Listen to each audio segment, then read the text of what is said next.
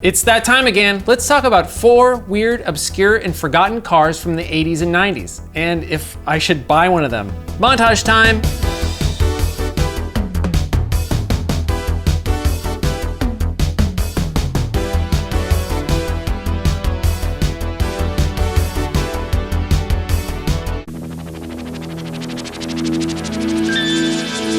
Hey everybody, Ethan here. Welcome to Hello Road. The 80s and 90s were an interesting era for vehicles, and only somewhat recently have car enthusiasts started to realize that there are some fantastic vehicles from this time period. But today we're not going to talk about the obvious ones like the Ferrari Testarossa and the Lamborghini Countach. We're going to talk about the weird, the forgotten, and unloved vehicles from this era. Cars that just didn't sell well, or were too weird for the buying public, or suffered from bad marketing, or maybe weren't all that well built, or were considered disposable and got junked when repair bills got too high. Vehicles that you probably haven't seen in ages. Can we find any of these forgotten cars for sale, or will they all be lost to history? Let's fire up our web browsers and see what we can come up with. Fuego by Renault. Drive Fuego at Renault and American Motors dealers everywhere. When was the last time you saw a Renault Fuego? The Fuego is a front-wheel drive sporty hatchback built by Renault and made available in the States by way of American Motors dealers, back when Renault had an ownership stake in AMC. Based on the Renault 18i, the Fuego featured a very distinctive design with its full-length black body ridges. The Fuego was sold in the US from 1982 to 1986, and at the time of release, it was the cheapest, most highly equipped turbocharged hatchback available here. While several motors were used worldwide, here in the US, we were able to get Renault's 1.6-liter turbocharged 4-cylinder, making 107 horsepower. 0 to 60 miles per hour can be achieved in about 10 seconds, not bad for the era. On paper, there's actually a lot in the Fuego's favor. It was one of the best-selling coupes in Europe from 1980 to 1982. The Fuego was decently comfortable, had a very large, useful hatchback, got good gas mileage, came with a solid list of standard features, and could be had for a relatively low price. And it was the first car available with keyless remote entry. Even Motor Week was singing its praises, saying, "We think AMC Renault has a sure winner." But here in the States, the Fuego hardly set the automotive industry on fire, selling just under 95,000 units from 1982 to 1986. Why were sales so poor? And where did those 95,000 Fuegos end up? Even though Motor Week was congratulatory towards the Fuego, they did point out some of its biggest shortcomings. It wasn't a great handling car and had less than stellar brakes. It was designed more for comfort than performance, which was at complete odds with Renault's marketing campaign. Ads for the car featured F1 driver Alain Prost and linked the Fuego to Renault's F1 heritage. But the reality was that the car was not quick, it wasn't that sporty, and thus didn't live up to the hype that Renault had created for it. Maybe with less optimistic marketing, it would have been better aligned with customer expectations. But perhaps the biggest nail in the coffin of the Fuego, and perhaps Renault's entire North American efforts, was the perception of poor reliability. I don't have any first-hand experience when it comes to 80s Renault reliability, but there's plenty of anecdotal evidence to suggest that it wasn't very good. They did have that one recall where the steering wheels would just come off into people's hands. That wasn't very good. Some have said that the Fuego was the, quote, best-looking car broken down on the side of the road. Parts availability was tough as well. This reputation must have certainly affected sales. So where are they all now? With resale values in the gutter just after its debut, most likely ended up in the hands of people who couldn't afford upkeep or the patience to find parts. I have to imagine nearly all of them ended up in the jaws of the crusher. Any chance we can find one today? I'm gonna be surprised if I can find a Fuego. This is gonna be impossible. Okay, yeah, obviously nothing here. Let's try Craigslist. Nothing, of course. Okay, so I'm not gonna spend any more time trying to find one for sale in the US. Let's see if we could find one internationally. Yes, look at all of these. Of course, it sold a lot better in Europe than it did here. So many to choose from. All right, here's a Fuego GTX. This is in Germany. So that's just under 12,000 euros. This one's in Spain. The Euro Fuegos look way better than the ones we got here in the States because they don't have those gigantic bumpers on them. 5,000 euros for that one. This one's 6,250. This is the Netherlands. One more. It's in pretty good shape too. Look at that thing. So if you decide you're okay with the maybe spotty Renault reliability and you want to try to find one of these things, in the States you're definitely out of luck. But if you head over to Europe, there seems to be a few of these still available. All right, let's check out the next one. The new Eagle Vista family. Sophisticated international small cars. Okay, here's one as of yesterday I didn't even know existed. Let's talk about the Eagle Vista. Découvrez les Eagle Vista 89 aujourd'hui chez vos concessionnaires Jeep Eagle. Now, many of you might remember the Eagle brand name, used by Chrysler starting in 1988. In the States, we got the super rad Eagle Talon, along with several other mostly forgotten cars like the Medallion, the Premier, and the Summit, before they killed off the brand in 1998. Yes, it lasted until 1998. I didn't know that either. The Eagle Vista hatchback and sedan are essentially rebadges of the second generation Mitsubishi Mirage, and the Eagle Vista wagon was a rebadge of the Mitsubishi Space Wagon. Eagle Vistas were only available in Canada. But if these cars look familiar, it's because in the States they were sold as the Dodge or Plymouth Colt. And in Australia, they were badged as the Mitsubishi Colt. Lots of different names for the exact same cars. The Eagle Vista sedans, along with the Dodge and Plymouth Colt variations, could be had with a 69 horsepower, 1.5 liter straight 4, or a zippy 102 horsepower, 1.6 liter turbocharged 4-cylinder. The wagons were available with a 2 liter inline 4. I love the minivan functionality of the Vista wagon, but if I had to choose one Vista, it would have to be the turbo hatchback, though I haven't even been able to find a photo of one. Let's take a look at the Dodge Colt Turbo, which is functionally and visually identical apart from the badge. The Turbo hit 60 miles per hour in 9.8 seconds according to MotorWeek, quick for the era. They praised its handling and braking, even though it did have a fair amount of torque steer, but that goes with the territory. I still want one. Dodge and Plymouth Colts seem to have been a common sight in the 80s, but now most of them are gone. And I have to imagine Eagle Vistas are even more rare. Can we find one for sale? I'm gonna guess no, but we can take a look anyway. Of course not. Let's try Craigslist. Of course, nothing. Okay, so yeah, clearly this is not worth our time to try to find an Eagle Vista. We can try searching for the Dodge Colt. Nothing, of course. How about the Plymouth Colt? Nope, nothing. How about the Mitsubishi Mirage? Of course not. Dodge and Plymouth Colts used to be a relatively common sight back in the 80s. You used to see ads for these things all the time. And today, most of them are gone. Do you have one? Do you know of one for sale? Let me know in the comments. All right, off to the next one. Next is a convertible mashup, designed by Lotus, developed under the guidance of General Motors, and sold by Kia. It's the Kia Elan.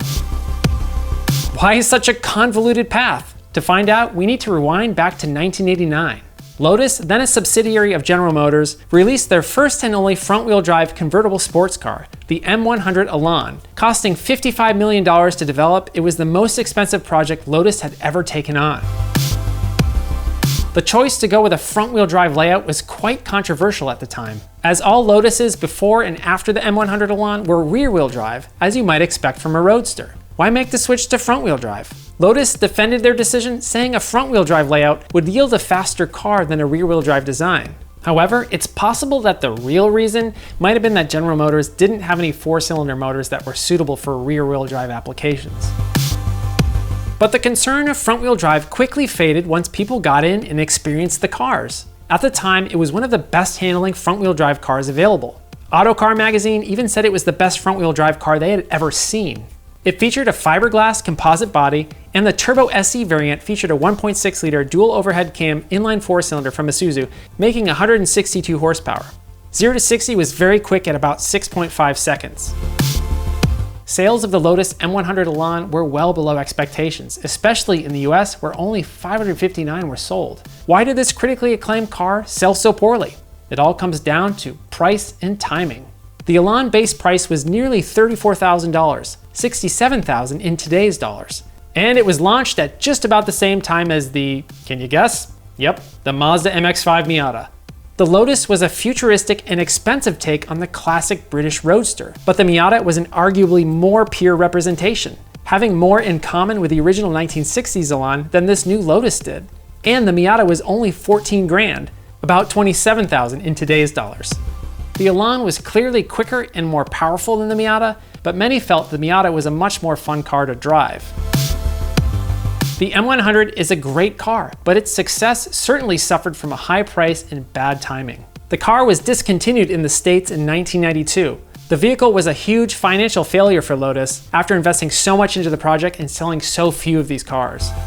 So let's get back to Kia. How do they fit into this picture? Lotus sold the rights of the vehicle to Kia, quite possibly as a way to recoup some of their investment, and Kia released it as the Kia Elan. The main design difference between the Lotus and the Kia is the taillights. The Kia Elan also ditched the Isuzu engine in favor of a 151 horsepower, 1.8 liter Kia motor. From 1996 to 1999, just over 1,000 Kia Elans were built. Can we find one for sale in the States? Surely not the Kia, but maybe the Lotus. Let's find out. All right, there's a few of these for sale in the US. Let's check out this one right here. All right, $25,000 for this one. Looks like it's in pretty good shape, but you'd think they could have put air in the tires before they took pictures of it. Why is it so much? Okay, yeah, 5,000 miles on this thing. But seriously, just put some air in that tire. All right, let's look at this one right here. This one's on eBay, $15,000, quite a bit more reasonable. This car has 28,000 miles on it, and they actually put air in the tires. I really like the rear end styling of this car. Looks awesome. Cool, how about this one right here? This one is a red one. This one can be had for 13 grand. This one looks like it's in pretty decent shape. Okay, so there's a few available. Let's check Craigslist. Okay, this one is in Connecticut, 15 grand, 30,000 miles on this one. Not bad.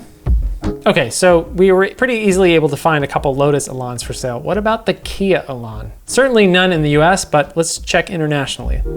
Wow, look at this, there's some available. All right, this one's in Germany. Not many pictures, but just under 6,000 euros. Okay, how about this one? Here's a yellow one. This one's quite loud. So this one's badged as a Lotus Elan, but it's listed as a Kia Elan. I'm not sure if maybe just somebody took a Kia Elan and then put a Lotus badge on it. Let's check out this one. Those quad pop-ups are pretty rad. Somebody wanted everybody to know that this is a Lotus. Big, big sticker on the side of this thing. All right, so there's a few of these things. Here's a red one.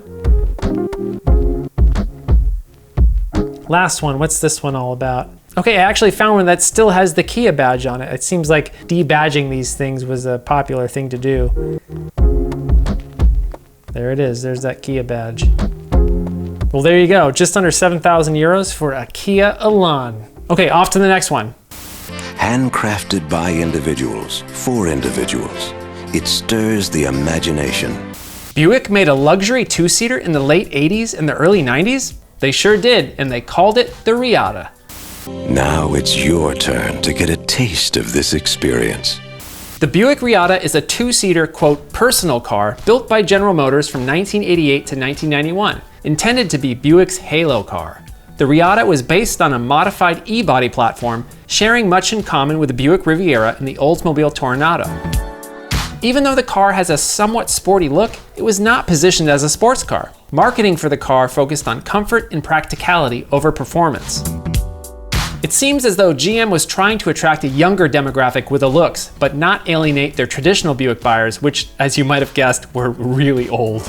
Under the hood is GM's tried and true 3.8 liter V6. It made 165 horsepower and was bumped up to 170 for the last year of production. The only transmission option was a 4-speed auto. 0 to 60 could be achieved in about 9 seconds, which was not bad for the era. The Riada came with tons of standard features. It even had a 16-way power adjustable seat. Also, a central feature of the interior was Buick's Graphic Control Center touchscreen. Yes, a CRT touchscreen in the late 80s. This display controlled the stereo, HVAC system, trip computer, among other things. It was actually way ahead of its time, but unfortunately not always reliable. Reviewers panned it as unnecessarily complex and hard to use. GM ditched the control center on later Riadas in favor of a more traditional dash. The exterior has simple, clean lines. From some angles, it's elegant, and from other angles, it's a touch awkward. I think it looks great from this front 3/4 view, especially with those parking lights and pop-up headlights. But it's a bit strangely proportioned from this rear 3/4 view, and I always thought the front overhang was just a touch long. The design and manufacturing process for the Riada was quite different than what GM would have done for a high-volume car. Instead of a conventional assembly line, Buick used a system where cars were moved from station to station, requiring more hand labor and individual attention than usual for General Motors. Ultimately, very few people decided to plunk their cash down on Buick's new Halo car. What caused such slow sales? It seemed as if Buick was trying to appeal to everyone, which effectively meant that they appealed to just about no one. Remarkably graceful, yet powerful. Sensuous, but strong. Casual, but enduring. The Riada wasn't quite sporty enough to lure younger baby boomers, it wasn't quite luxurious enough to convert Mercedes buyers, and being a small two-seater didn't align with the needs of the older, traditional Buick clientele. The Riada became an unintentionally rare vehicle. General Motors intended to sell 22,000 Riadas per year, but didn't even sell that many during its entire 4-year run. Even introducing a convertible in 1990 had little effect. Sales of the ragtop were barely noticeable. After 4 years of sluggish sales, GM decided to kill off the Riada in 1991. Overall, the Riada was a pleasant and interesting car, but didn't ever really align with a particular buyer. And the Riviera on which it was based came with a backseat and was less expensive. What if the Riada had come with a supercharged V6 or a manual transmission? Would it have appealed to younger buyers then? Or was Buick always destined to remain the choice for grandpas and grandmas everywhere? Even though the Riada didn't sell all that well, it did attract some younger buyers to the Buick brand. And apparently the car was popular among women, who accounted for just about half of all Riada owners. Let's see what we can find. All right, quite a few, ranging from $2,000 to $17,000. For a low volume car, there's tons of these for sale. I'm kind of surprised. All right, let's take a look at some of these cheap ones because I'm kind of a cheapskate and I like a good value. All right, so this one is 187,000 miles. It's only $2,000. It actually looks like it's in pretty good shape. Digital dash, and look at that. The control center appears to still be working. Look at the date, Friday, January 1st, 1988. Yeah, not bad. There's some issues here, but $2,000 for a pretty rare car. Let's take a look at another one. Okay, so this one is $3,000. Also looks quite nice. This is the 91, so it has an upgraded dash. There's no control center in this one, but overall looks pretty decent. All right, so here's one of the expensive ones. This one's $17,500. This is a convertible, digital dash.